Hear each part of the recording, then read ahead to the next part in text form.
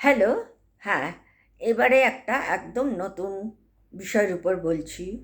NEET পরীক্ষা। নিটটা একটা competitive exam. এটা কেন্দ্রের থেকেই তৈরি করা হয়েছে এবং এটা শুরু হয়েছে 2016 সাল থেকে। তার আগ পর্যন্ত নিটটা ছিল না। নিট কেন্দ্র করেছে। তার আগে ছিল রাজ্য বেসে, রাজ্য আলাদা আলাদা রাজ্য, রাজ্য সরকার নিজেরাই কম্পিটিটিভ এক্সামগুলো রাখতো। হ্যাঁ, এবং মেডিকেলের উপরে বলুন, ইঞ্জিনিয়ারিংয়ে বলুন, সব ক্ষেত্রে রাখতো। এখন সেটা নিটের মধ্যে প্রবেশ করে গেছে, ডাক্তারিটা। হুম। এইখানে অনেকগুলো প্রশ্ন চলে আসছে। আজ বলছে যে এই যে বর্তমানে জাস্ট কিছুদিন হলো নিটের কোশ্চেন আউট হয়ে গেছে, ডাক্তারির নিটের কোশ্চেন লিক হয়ে গেছে বা ফাঁস হয়ে গেছে। এইটা একটা বিশাল বড় একটা প্রশ্নমূলক কথা বলতে পারেন। আজ কত বছর ধরে, ষোলোতে যদি সেটা শুরু করে, আজ 26, আজ 10 বছর ধরে এই নিট চলছে। এবং প্রত্যেক এই 10 বছরে মানে কেন্দ্রীয় সরকারের দ্বারা চালিত যত পরীক্ষা হয়েছে, কেন্দ্র কেন্দ্র সরকারের আন্ডারে থাকা যত পরীক্ষা হয়েছে 10 বছরে, প্রায় 89টা জায়গায় প্রশ্ন আউট হয়েছে। 89বার প্রশ্ন লিক হয়েছে এবং তার কোনো বিচার হয়নি, তার কোনো মানে তদন্ত হয়নি, তার কোনো মানে উপযুক্ত শাস্তিরও ব্যবস্থা করা হয়নি। যে কেউ ধরা পড়েছে আজ পর্যন্ত হয়নি। সবটাই ধামাচাপা 10 বছর ধরে চলছে। এখন সমাজের দৃষ্টিতে সমাজ বলছে, বিচক্ষণ যারা বিশেষজ্ঞ তারা বলছে, এই যে এত বড় বড় ঘটনাগুলো হচ্ছে ক্রমাগত 89টা বা 89বার প্রশ্ন আউট যে হয়েছে বা প্রশ্ন ফাঁস হয়েছে, কিছুই তদন্ত হয়নি, শাস্তিমূলক কোনো ব্যবস্থা হয়নি, কাউকে ধরেনি, কিচ্ছু হয়নি। এইবারে একজনকে ধরেছে।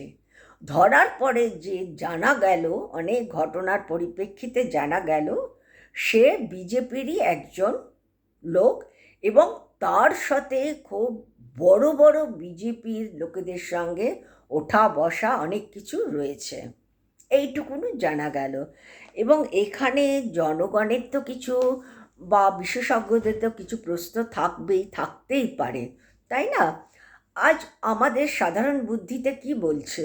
সাধারণ বুদ্ধিতে বলছে, দেখুন, সারা পৃথিবীতেই মানুষকে মারছে না, খুন হচ্ছে না, রেপ হচ্ছে না আমরা বলতে পারবো না। সব দেশেই কম বেশি হচ্ছে। কিন্তু যখন ক্রমাগত হবে তখন সেটাকে এক্সেপশনাল বলতে পারবেন না বা ব্যতিক্রম বলতে পারবেন না। ব্যতিক্রম তখনই যখন গুণে এক আধটা হয়। সেটা হওয়াটাই স্বাভাবিক, কারণ দেশের সব মানুষ ভালো না, বা সব মানুষের মানসিকতাও ভালো না। কিন্তু আজ যে জায়গায় দেশ পৌঁছিয়ে গেছে, সেখানে এটাকে ব্যতিক্রমের মধ্যে কিছু বলা যাবে না। যে 89টি মানে জায়গাতে 89বার কোশ্চেন লিক আউট হয়ে গেছে, সেটা তো আপনার ব্যতিক্রমের মধ্যে না, সেটা একটা পলিটিক্যাল জায়গার মধ্যে চলে এসছে। সেই পলিটিক্যাল জায়গাটা হলো 10 বছরের মধ্যে যে কেন্দ্র সরকার, বিজেপি কেন্দ্র সরকার কোনো রকমভাবে একে কন্ট্রোলের মধ্যে আনেনি। উনি সম্পূর্ণভাবে ব্যর্থ হয়েছেন। এইটাই হলো মেন বক্তব্য।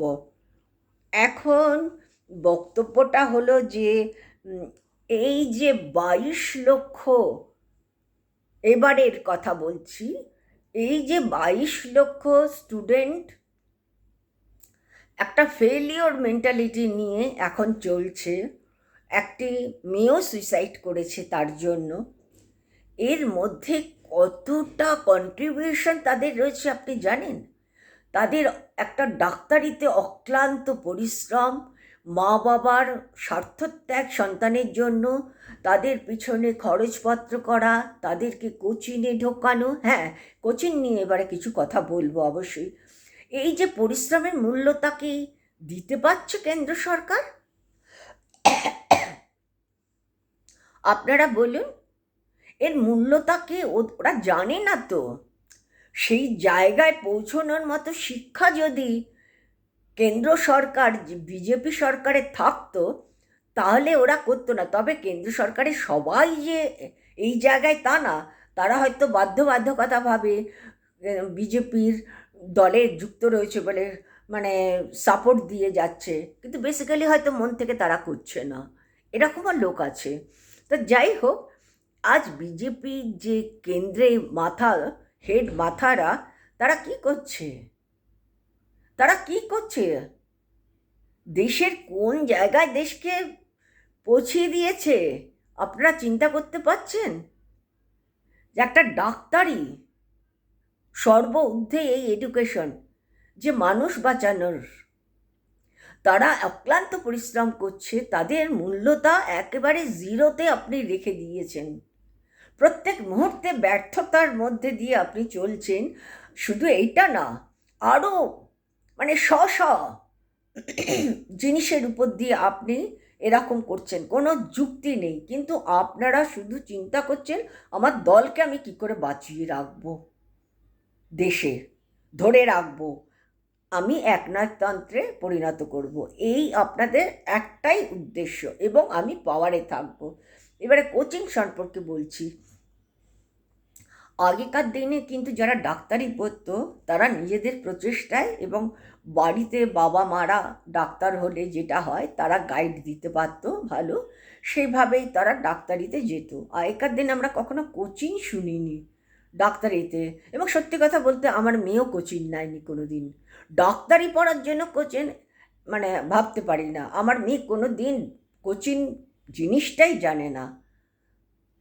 হ্যাঁ, কোচিং ছাড়াই আমার মেয়ে পড়াশোনা করেছে।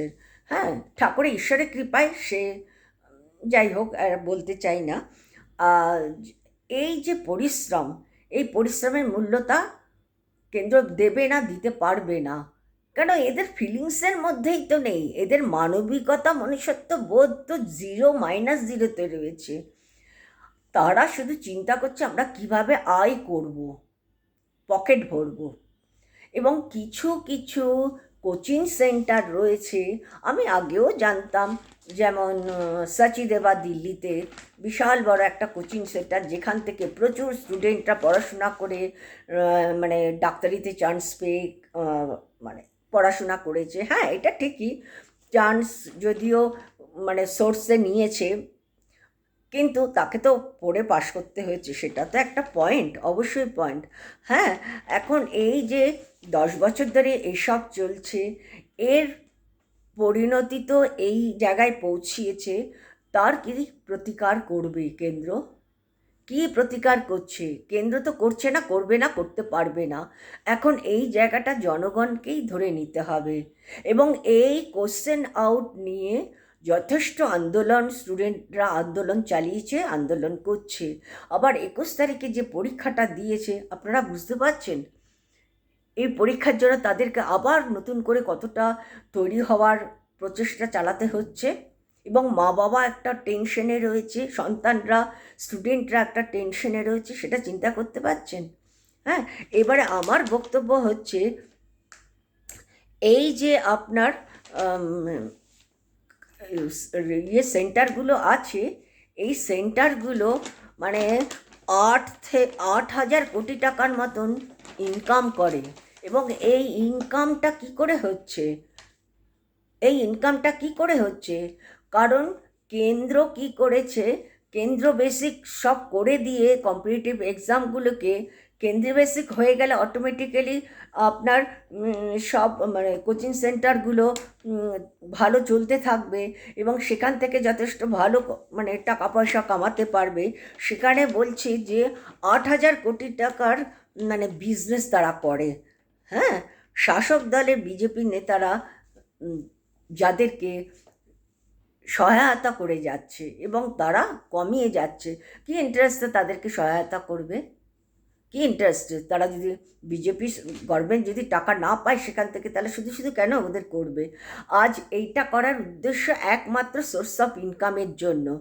আজ যদি যে মানে রাজ্যভেদে যদি এই কম্পিটিটিভ এক্সাম হতো, একটা সেন্টারে একটা রাজ্যে হয়েছে হয়তো লিক আউট, বা দুটো রাজ্যে হয়তো লিক আউট হচ্ছে, এক একটা পরীক্ষা এক একটা সময় হচ্ছে। হ্যাঁ, এক জায়গায় কেউ ফেল করেছে, আরেক জায়গায় কম্পিটিটিভ এক্সামে বসে সে হয়তো পাশ করে গেছে। এরকম অনেক কিছু হবে এখানে।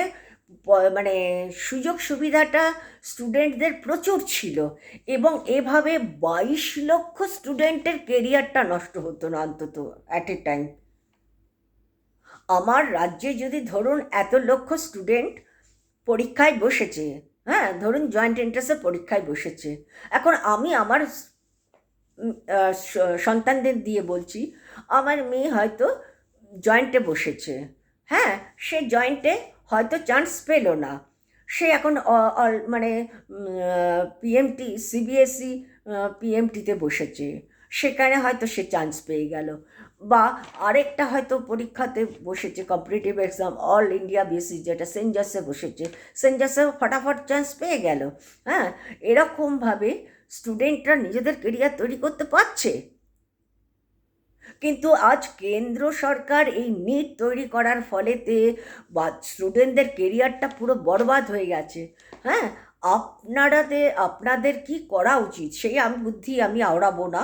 আমি আমার বুদ্ধিটা থাকলেও সেটা আমি এখানে জানাবো না। তার কারণ হচ্ছে এটা আমার দায়িত্বের মধ্যে না। কি করলে স্টুডেন্টদেরকে আপনি এগিয়ে নিয়ে যেতে পারবেন, সেটা আমার পার্সোনাল ব্যক্তিগত। আমি আমার পরিচিতকে গাইড করতে পারি, কিন্তু আমি ভিডিওর মারফতে এগুলো গাইড করব না। তার কারণটা হচ্ছে এইখানে অনেক হয়তো প্রশ্ন চলে আসবে কারোর, হ্যাঁ যারা বিরোধী বিজেপি দলের সমর্থক তারাই হয়তো এই ধরনের প্রশ্ন করবে, বা তারাই হয়তো আমার বুদ্ধিটাকে গ্রহণ করে তারপরে এসব করবে, সেটা আমি করতে যাব না।